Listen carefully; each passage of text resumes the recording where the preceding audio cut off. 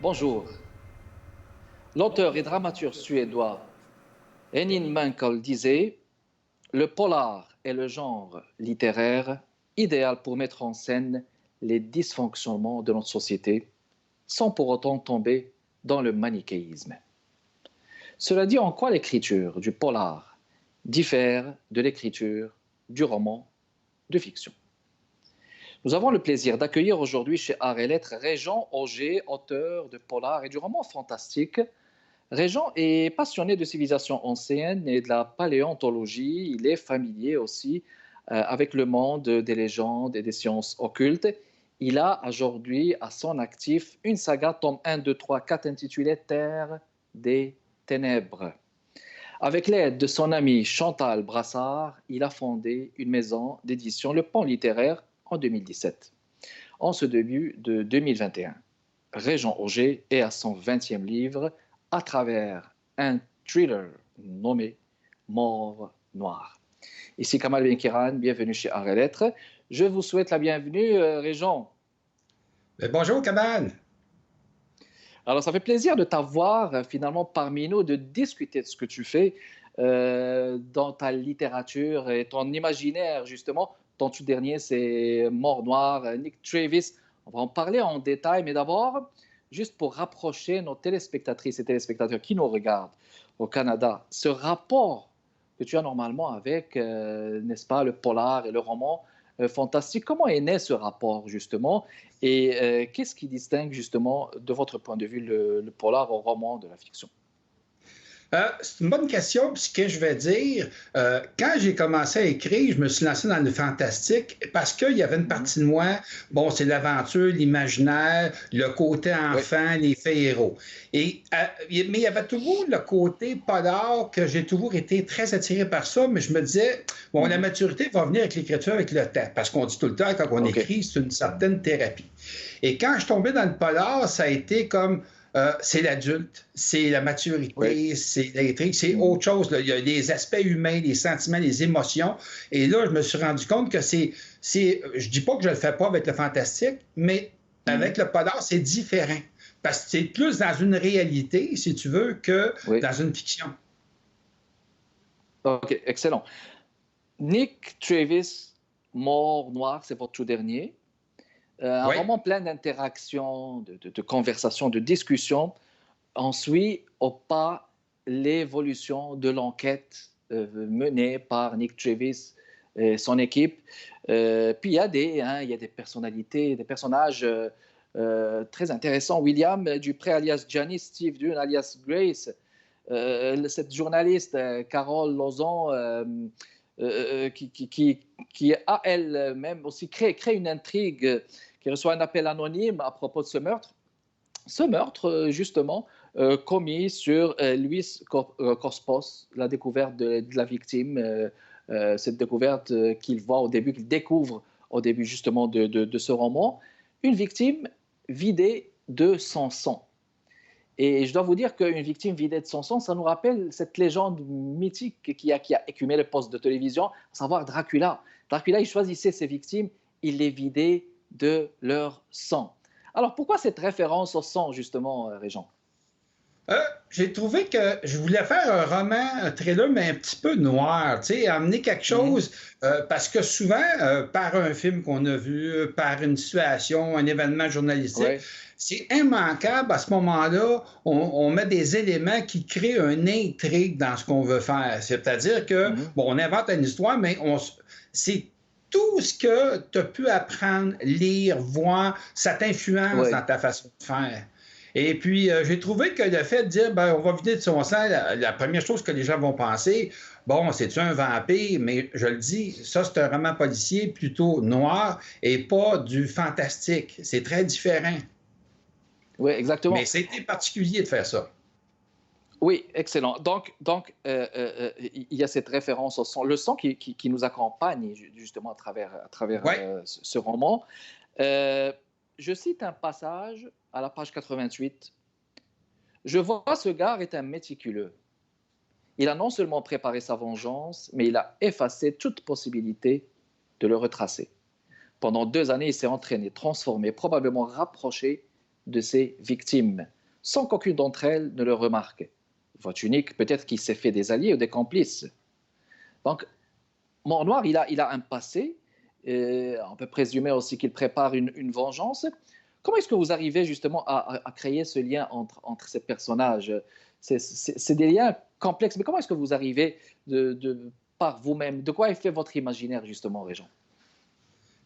C'est comme si, pour créer une interaction, il faut absolument que tu amènes un mystère. Moi, j'aime ça, amener les gens à penser dans une direction, puis après ça, les faire virer à droite ou à gauche où tu ne t'attends pas. Mais il faut qu'il y ait vraiment un lien, il faut qu'il y ait un événement, il faut qu'il y ait une raison du pourquoi qu'on fait telle chose. Alors là, il va falloir que c'est de trouver ce mystère-là. C'est ça qui donne l'intrigue. En même temps, c'est de savoir aussi c'est qui le tueur. Oui, justement, le tueur, on ne le sait pas. Et puis, normalement, c'est avec le mystère que le roman policier prend toute son essence.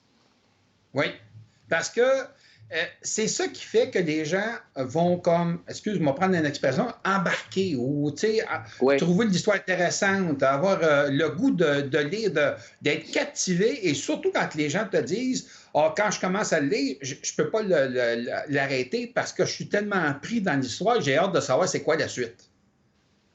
Excellent. Maintenant, quels sont les romanciers de polar qui t'ont inspiré, Régent? Tu parles au niveau du policier? Oui. Si je prends, moi, Robert Landlum, ça a été quelqu'un que j'ai trouvé extraordinaire de la façon qu'il amène ses intrigues. Je veux dire, j'ai remarqué une affaire. Quand tu écris dans le policier, il faut que tu y ailles avec les connaissances que tu as. Et moi, je considère que ce monsieur-là avait des connaissances au niveau du journaliste d'enquête, du FBI, du CIA. C'est pas tout à fait mon domaine.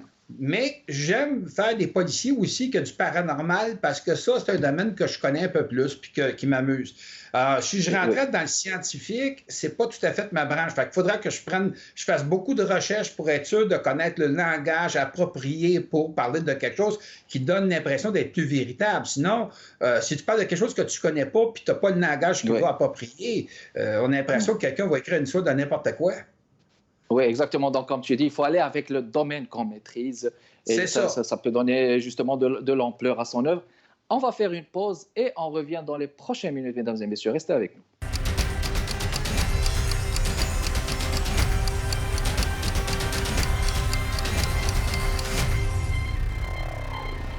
On est de retour avec vous, mesdames et messieurs, dans le cadre de Arts et Lettres. On est en train de discuter pour cette semaine avec Régent Auger, auteur de polars et de romans fantastiques, surtout à propos de son dernier Mort-Noir, Nick Travis. Je reviens à vous, Régent. On va continuer à parler justement du roman. Là, on arrive justement à une scène où Nick s'en va voir des motards dans un bar, un dénommé La Bécane lui demande de se débarrasser de Bruno Tirzo. Et là, c'est comme un deal qu'il lui propose et on voit que Travis est parfois hésitant, il ne sait pas, il sait, mais finalement, il dit comme oui. Alors, ce trait de personnage, justement, c'est chez Nick Travis, on dirait qu'il est imprévisible, il est caméléon. Qu'est-ce qu'on peut dire plus sur lui, sur son passé, peut-être que le lecteur ne connaît pas? J'aimerais bien l'expliquer, mais je garde ça un petit peu plus pour un rapport au prochain qui va suivre. Parce qu'il va y avoir d'autres temps, OK. Parce qu'on va découvrir davantage son passé, fait que je ne peux pas trop en parler comme tel, mais c'est un gars qui a, par ses expériences, ses blessures, il a appris à savoir à un moment donné, il a traîné dans plein de choses pour être capable de pouvoir s'ajuster dans le langage approprié de peu importe où il se trouve. Parce que le fait que tu tricotes ou tu fricotes dans différents domaines, c'est comme il est capable de, je vais appeler ça de même, d'être capable d'avoir le langage de ruelle, mais avoir aussi le langage technique, bureaucratique, ça dépend toujours avec qui il fait affaire. Et le but, c'est de faire rencontrer des gens constamment qui sont différents d'une fois à l'autre, qui sont jamais pareils, puis c'est de l'ajustement qu'il fait. Mais là, je ne peux pas te dire totalement encore son fond d'histoire à lui, parce que je le garde pour le prochain. Parfait. Alors, ce passage encore, ou le signal de cette nouvelle guerre de gangs? Je vous le dis tout de même, je crois que Mort Noir est là pour se venger qu'il a mis du feu aux poudres dans les cartels. On voit que c'est un roman qui est chargé, qui est plein dans guerre de gangs, cartels. Euh, là, on dirait que vous faites référence aussi à une guerre de gangs, par exemple, que le Québec a vécu à Montréal et au Québec. Oh, oui, oui. Euh, Est-ce que c'est une référence? Vous êtes inspiré justement de ces guerres de gangs qui ont marqué l'imaginaire du Québec depuis les 2 dernières décennies ou 3 dernières décennies? Oui, je pourrais dire que ça a eu une influence parce qu'on a vécu ça. J'étais dans un quartier où, effectivement, on a vu Mhm. toutes sortes de choses arriver. Mais on ne connaissait pas tout le fin fond de l'histoire, mais on sait qu'on parlait beaucoup de violence. Même, je me souviens, à une autre époque où j'étais au stade olympique, je restais dans le secteur du stade olympique, puis j'avais entendu un gros coup de tonnerre. Moi, je pensais qu'il y avait un Mhm. orage, puis il n'y avait rien. Et ça avait été l'endroit des rock machines qui avaient sauté. Je peux vous Ah dire, oui, on bien parlait sûr. d'une place qui Mhm. est au Parc La Fontaine, qui veut dire que le pont de Jean-Cartier. Et moi, j'étais Mhm. dans le bout du stade olympique qui est assez loin, puis on a attendu un vacarme incroyable. Imaginez ceux qui restaient juste à côté. Alors, c'est quand même des événements, sans avoir vu qui que ce soit, peu importe, mais c'est des événements qui t'aident des fois à dire ça existe, ça s'est déjà produit. Fait que tu peux inventer dans ton histoire, tu peux te servir de nouveaux noms que tu vas inventer, peu importe qui, là. Mais c'est vrai que ça peut tout nous influencer, ça. Parce qu'il y a aussi justement des faits divers qu'on peut juste écouter dans la télé et puis ça peut inspirer. Est-ce que Exact, ça vous est exact, arrivé? exact. L'idée que tu peux avoir peut venir de n'importe où. Mhm. Actuellement, je dirais que j'ai aucune limite à imaginer une histoire. Puis j'en suis juste à mes débuts. Si je pourrais écrire 10 livres dans la même année, je pense que je le ferais. J'adore OK. écrire, c'est pas d'aujourd'hui. Mais je sais que plus ça va aller, plus ça va être profond, plus ça va être noir, plus ça va être comme les détails, les choses. C'est d'amener les gens à jamais lire un livre qui va être toujours une histoire similaire à l'autre. Ça va être, faut que ce soit différent. Très bien. Alors, dans le polar, il y a comme peut-être une croyance ou je dirais même un préjugé comme quoi c'est toujours triste. On parle toujours de la mort, on parle toujours de ce qui n'est pas joyeux. On parle toujours de meurtre. Est-ce que vous partagez cette croyance, Régent? Ben, je dirais que bon, c'est vrai qu'il y a plus de morts que de choses, mais il y a quand même des histoires dans le polar qui finissent toujours en beauté. On sent de l'amour dans l'occasion, dans certaines relations au niveau de ça. On peut faire des amants du diable, comme on peut en faire des amants qui finissent par s'en sortir. Ça dépend toujours parce que il y a, de plus en plus, les gens aiment aussi ce qui est un peu macabre au niveau du polar. Fait que, mais Mhm. il faut qu'il y ait une intrigue, peu importe comment ça va. Mais de là à dire que c'est toujours triste, pas vraiment. Moi, je vois pas ça comme ça. D'accord. Je dirais que c'est Est-ce que captivant ou pas. c'est captivant ou pas? Ça dépend aussi comment le lecteur le reçoit. Est-ce qu'il vous est arrivé aussi de vous inspirer d'une réalité vécue que vous avez transmise en chair dans vos écrits? Oui. Il y a des choses que j'ai déjà vues, des affaires que j'ai vécues, puis je me sers de ça à l'occasion pour, mettons, le transposer dans une autre situation. C'est-à-dire que j'ai déjà écrit une scène où, à un moment donné, j'ai déjà dit, vous expliquez c'est quoi un psychopathe. J'ai Mhm. dit, Mhm. imaginez-vous une scène, je ne sais pas, vous avez eu une jouissance sexuelle, mettons, puis ça avait été trouvé ça extraordinaire. Et là, tu le transposes dans la peau d'un homme, d'un personnage qui, lui, est en train d'affiler une pièce de métal, puis il va couper quelqu'un en deux. Ben, c'est la même jouissance. Là, tu le mets dans une situation où ça allait complètement capoté, débile, mais c'est transposer quelque chose dans une autre situation et ça fait vraiment une action qui est particulière. Qui est particulière, qui compose justement l'intrigue du roman avec ces personnages. Excellent. Encore une pause et on revient dans les prochaines minutes, mesdames et messieurs. Restez avec nous.